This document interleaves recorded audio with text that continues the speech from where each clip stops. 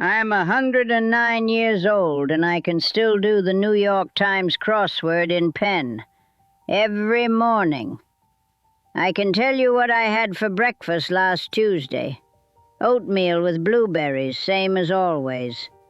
I can tell you the quadratic formula, the year the Battle of Hastings was fought, and the name of every student I failed in 45 years of teaching. There were only 6. I remember all of them. People ask me all the time, "Edna, how do you stay so sharp?" Like it's some kind of magic. It's not magic. It's work. It's the same thing I told my students for 45 years. You want results? You put in the effort. Your brain is not different. So sit down, pay attention, and I'll tell you what I know. First, let me tell you why this matters to me. My sister Helen, 2 years older than me, she got dementia in her 80s. Watched her disappear for 10 years. By the end, she didn't know my name, didn't know her own children. This woman who used to run circles around everyone, who remembered every birthday and every grudge and every recipe our mother ever made. Gone. Just gone. My best friend Margaret, same thing. My cousin Stanley. Half the people I grew up with. They lost their minds before they lost their bodies. And I watched. And I thought, that's not going to be me. I'm going to do whatever it takes to keep this brain working until the day I die. And so far, so good. Now, I'm not a doctor. I taught math, not medicine. But I've read the research. I've lived 109 years, and I've watched what happened to the people who did one thing and the people who did another. So here's what I know. First, and most important, use your brain every single day. Not just for easy things, for hard things. Things that make you think. I do a crossword puzzle every morning. Not the easy ones, the hard ones. The New York Times, Saturday level if I can get it. And I do it in pen because it forces me to commit to my answers. I read books, real books, not just scrolling on a phone. I read things I don't already agree with because it makes me think about why I disagree. Your brain is like a muscle. If you don't use it, it gets weak. If you only use it for easy things, watching TV, looking at pictures on the internet, it gets lazy. You need to challenge it. Learn something new. Do math problems. Play chess. Learn a language. I don't care what it is, as long as it makes you think hard.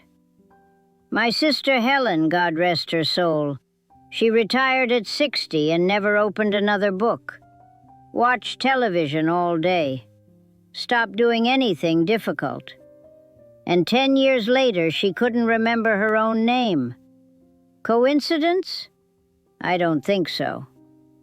Second, don't isolate yourself. I know, people are annoying. Believe me, I know. After 45 years of teenagers, I know exactly how annoying people can be. But you need them anyway. The research is clear on this. Loneliness is bad for your brain. Really bad. When you're alone too much, your brain doesn't have to work as hard. No conversations to follow. No social cues to read. No arguments to have. And that's when it starts to go soft. I play cards with 3 other women every Thursday. I tutor kids in the neighborhood. Their parents bring them to me when they're failing algebra. I talk to my children. I argue with my grandson about politics. He's wrong about most things, but at least he makes me defend my positions. You don't have to like everyone. You just have to engage with them. Your brain needs the workout. Third, move. I don't mean run marathons. I'm 109. I'm not running anywhere. But I walk every day. Around the block, to the store, wherever. I move. There's something about physical movement that's good for the brain. Gets the blood flowing up there. I don't understand all the science, but I understand the results.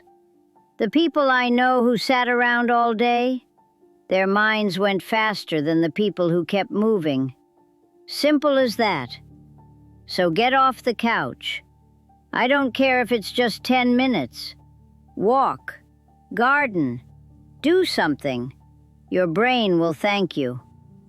Fourth, take care of the basics. Sleep and food. Not exciting, I know, but important. I sleep 8 hours every night. Same bedtime, same wake time, 7 days a week. None of this staying up late, sleeping in on weekends nonsense.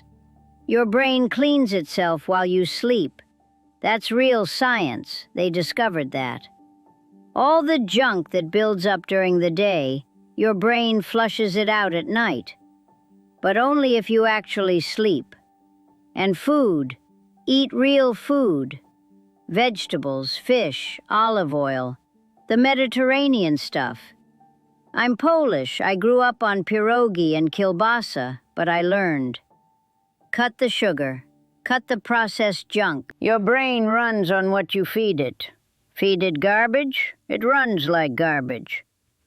Last thing, and this might be the most important. Have a reason to get up in the morning. A purpose. Something that matters to you. When I retired from teaching, I didn't just stop. I started tutoring. I joined the library board. I stayed involved because I needed to be needed. When you have nothing to do, nothing that matters, your brain gets the message that it can shut down. It's not needed anymore. So it starts shutting down. After my Walter died, a lot of people expected me to just fade away. That's what widows do, they said. You just wait for the end. Please. I had things to do. I still have things to do. I've got students to yell at, crosswords to solve, grandchildren to correct. Find your purpose. It doesn't have to be big. It just has to matter to you. Look, I'm 109 years old. I've beaten the odds in every way that matters. And I'm telling you, this isn't luck. I watched the people who got lucky and the people who didn't. And the difference wasn't random. It was choices. Every day for decades. Small choices that added up. Challenge your brain. Stay connected to people. Move your body. Sleep and eat right. Have something to live for. It's not complicated.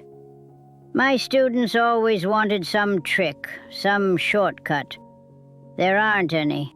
There's just doing the work, every day, whether you feel like it or not.